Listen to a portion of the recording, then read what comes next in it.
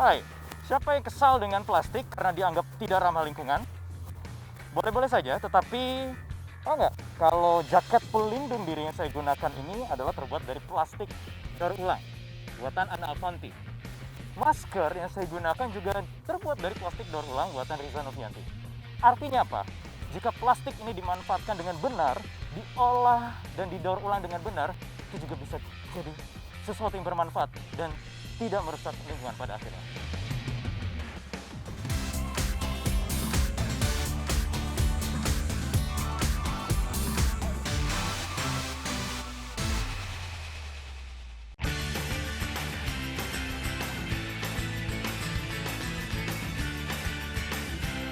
Benda atau barang-barang yang saya pegang ini sempat mengubah peradaban umat manusia, kira-kira hampir 100 tahun lalu.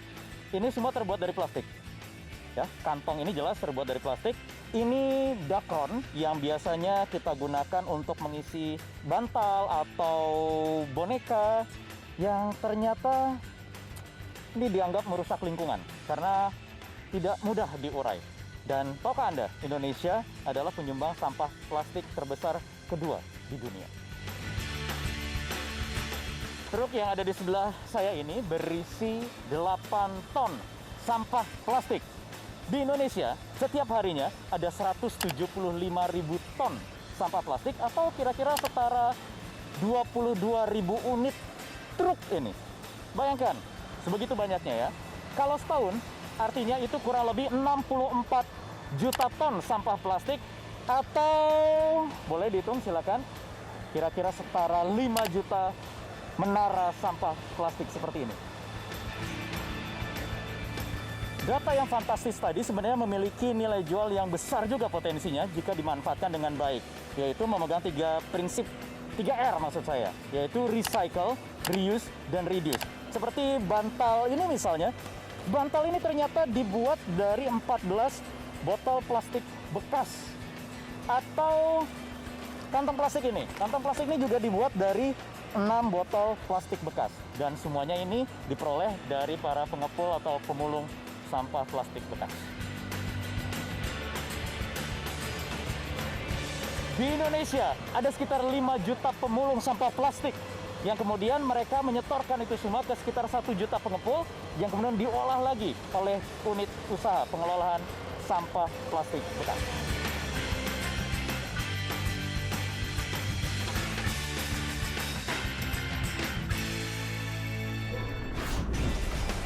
Oke, saya akan mengajak Anda pemirsa untuk berbincang dengan salah satu pengelola di pabrik tempat pengolahan plastik bekas ini. Sudah ada Bu Christine Halim. Bu Christine, apa kabar? Selamat datang, Mas Bayu. Terima kasih, Bu Christine. Pertanyaan saya yang paling mendasar adalah selama ini ya, Bu ya. Kenapa harus diolah sampah-sampah plastik ini? Sampah plastik ini kalau tidak diolah, mau ditaruh mana coba? Kalau sampai dibuang-buang ke laut, masuk ke selokan, Ya. itu akan jadi bencana yang besar bagi... Digunakan berulang-ulang juga tidak bisa ya? Memang kemasan sekali pakai itu, setelah kita pakai, harusnya di-recycle, Ya. didaur ulang. Baik, ini sudah ada jutaan tumpukan plastik bekas, botol-botol rata-rata Ibu ya? Di sini proses PET botol. PET botol, prosesnya dari A sampai Z seperti apa? Jadi gampangnya aja, botol ini dikolek oleh pemulung, terus dibawa ke pabrik-pabrik seperti ini. Di pabrik-pabrik ini, kita akan mendaur ulangnya menjadi barang-barang jenis lain. Dan contohnya misalnya kalau di pabrik ini, kita akan mengolahnya menjadi polyester staple fiber, dakron, yang dibuat isi bantal, isi boneka. Selain Dakron itu, ternyata ya. dakron, Mas. Saya kira akan menjadi produk plastik yang lain lagi atau bahkan sama. Sebenarnya bisa juga. untuk dibikin menjadi botol lagi, dan itu nanti akan jadi proyek kita di tahun depan. Jadi kita akan bikin botol ini untuk lebih bisa dipakai menjadi botol-botol, bahan baku botol, dan bisa untuk digunakan untuk food contact. Oke, berapa lama proses dari mulai material-material bahan-bahan plastik bekas ini datang sampai jadi? Nah, itulah keajaiban dari recycle. Kalau masyarakat berpandangan bahwa plastik itu nanti bisa dimusnahkan atau bisa terdegrade dalam waktu beratus-ratus tahun. Ya. Tetapi di dalam industri seperti ini, sekejap mata satu hari barang datang kita produksi dan menjadi barang produk lain dan menambah nilai ekonomis. Jadi tidak usah tunggu beratus-ratus tahun. Hanya 1 hari selesai. 1 hari selesai. Dan materialnya, bahan-bahannya harus sama atau bagaimana? Material plastik tidak boleh dicampur-campur dengan material lainnya. Itu akan jadi bencana. Kalau di sini mengolah PET, Mas akan lihat di sini bahannya PET semua. Bu Christine dan teman-teman pengelola daur ulang plastik bekas, ini kan sudah punya tanggung jawab yang benar ya, di jalur yang benar. Tetapi bagaimana menyadarkan pemirsa di rumah konsumen dalam menggunakan atau memanfaatkan plastik-plastik bekas ini? Atau paling tidak ketika habis menggunakan harus diapakan sampahnya? Pada saat kita selesai menggunakan barang-barang tersebut dan mau dibuat menjadi sampah, itu sebaiknya kita pilah. Ya. Dan pemilahan yang baik dan benar itu sekarang kita sebut dengan green collection, di mana memilah plastik sendiri, barang-barang yang berbahaya sendiri, dan sampah organik sendiri. Itu akan sangat mempermudah kerja perusahaan daur ulang seperti ini, Mas. Karena biaya sortir adalah biaya yang tertinggi yang harus ditanggung oleh perusahaan daur ulang.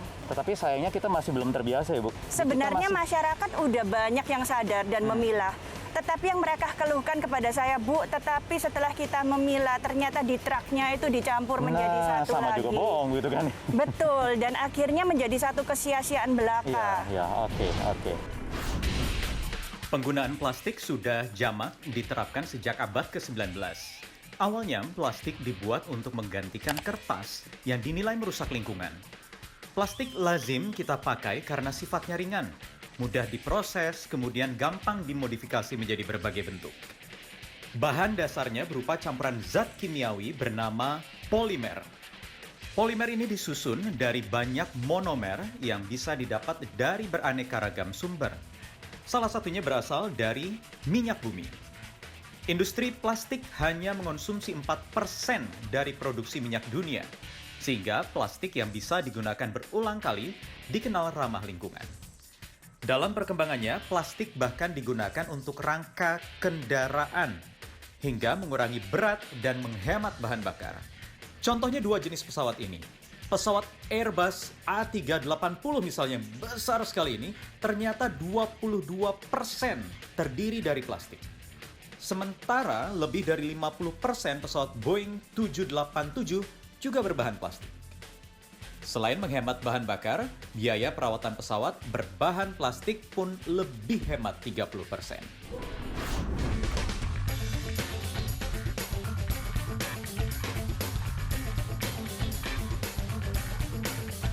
Saya di suatu coffee shop yang sudah menggunakan cangkir atau cup berbahan organik. Saya pesan dulu. Halo Mas, saya mau pesan ice caramel latte 1.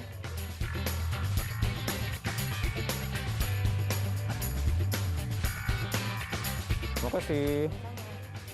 Ini yang tadi saya bilang, kalau coffee shop ini sudah menggunakan cup yang bermaterial organik. Jadi ini bukan plastik, ini terbuat dari serat tanaman. Sekilas seperti plastik ya. Yang satu lagi ini juga sebenarnya bukan plastik. Walaupun sekilas lagi-lagi plastik banget. Tapi ternyata ini 100% terbuat dari serat tanaman juga. Ya, dari tanaman, lebih spesifik lagi adalah ini dari serat jagung. Kalau Anda masih ingin menggunakan plastik, pastikan ada tulisan seperti ini. BPA free.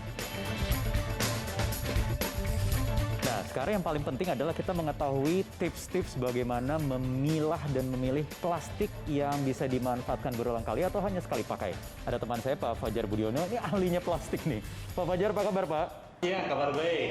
Kabar baik. Ini biasanya kalau pakar plastik semuanya yang melekat di badan materialnya dari plastik ya, Pak? Ya, bener nggak?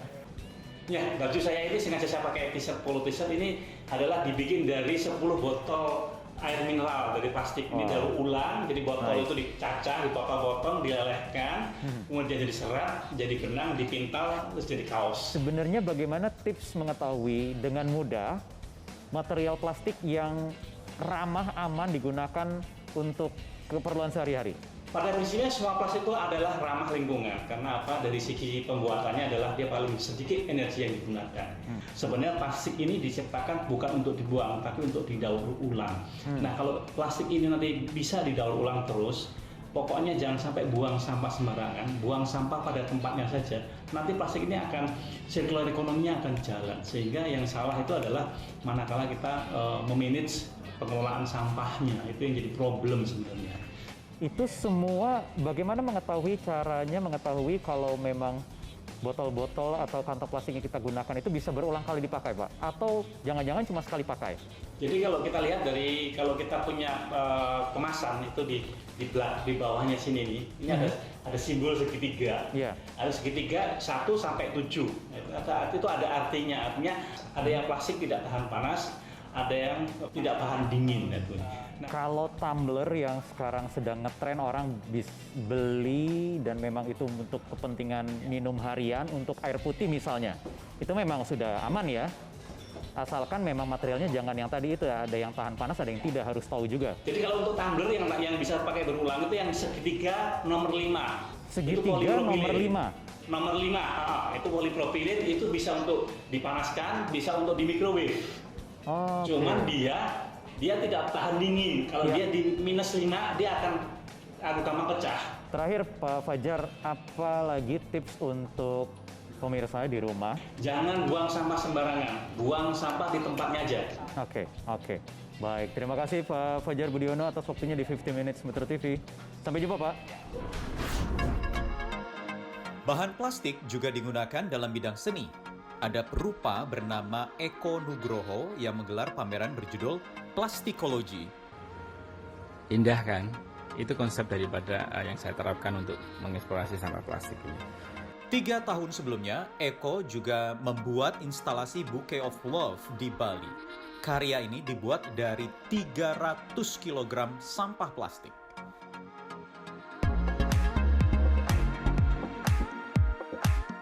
Selain seni rupa, plastik juga berguna di bidang fashion. Desainer asal Sulawesi Selatan, Riza Novianti, membuat baju dari kain daur ulang sampah plastik yang digabungkan dengan kain tenun tradisional. Konsep pakaian ramah lingkungan ini kemudian ditampilkan di Indonesia Fashion Week 2019. Dalam pertemuan World Economic Forum di Davos tahun 2019 kemarin, pemerintah Indonesia berkomitmen untuk bisa mengurangi 70% sampah plastik di lautan. Tak hanya itu, bahkan di tahun 2040 ditargetkan Indonesia benar-benar terbebas dari sampah plastik. Bagaimana caranya? Apakah perlu langkah-langkah yang radikal? Saya akan tanyakan kepada Menko Maritiman dan juga Investasi Luhut Binsar Panjaitan. Halo Pak Luhut, jadi langkah radikal apa yang akan dilakukan oleh pemerintah? Targetnya sempit, Pak. Jadi penanganan masalah plastik ini kan masalah serius, ini masalah global juga. Tadinya kita mau lakukan kegiatan yang masif untuk ini. Tapi tertundalah karena COVID-19 ini kan. Tapi sekarang COVID-19 sudah mulai baik. Kita dorong lagi betul-betul cepat ini masalah daur ulang ini. Sebenarnya disiplin kita terhadap sampah, pembuangan sampah. Kita mana sekarang pemisahan sampah plastik, sampah biasa, botol itu aja masih belum disiplin. Pembuangan sampah lagi masih di pantai kita masih lihat pembuangan banyak. Akhirnya kalau kita lihat sekarang laut kita itu sangat jorok walaupun tidak seluruhnya dari kita karena laut itu kan wave-nya atau current-nya itu arusnya itu mengalir. Kita adalah negara kepulauan terbesar di dunia. Jadi itu penyebabnya. Nah, sekarang di samping tadi waste to energy, kita bikin juga ada program tadi daur ulang tadi yang disebutkan tadi plastiknya begitu. Karena industri plastik tidak boleh juga mati. Jadi sebenarnya kuncinya ada di kita ya Pak ya, sebagai pengguna plastik ya? Ya itu kembali masalah masih rendah. Dua-dua disiplinnya itu tadi, disiplin rakyatnya sendiri juga kita perlu tingkatkan sama aja dengan COVID-19 ini. Kita juga kan harus pada protokol kesehatan. Baik, terima kasih Pak Luhut Binsar Panjaitan atas waktunya di 50 Minutes Metro TV. Terima kasih. Murah, ringan, dan mudah didaur ulang dan dimanfaatkan kembali. Plastik menjadi pilihan yang tepat, bisa kita manfaatkan untuk kebutuhan sehari-hari tanpa merusak lingkungan. Asalkan kita membuangnya dengan benar. Saya Wahyu Wiho, kita berjumpa di 50 Minutes berikutnya. Metro TV, knowledge to elevate.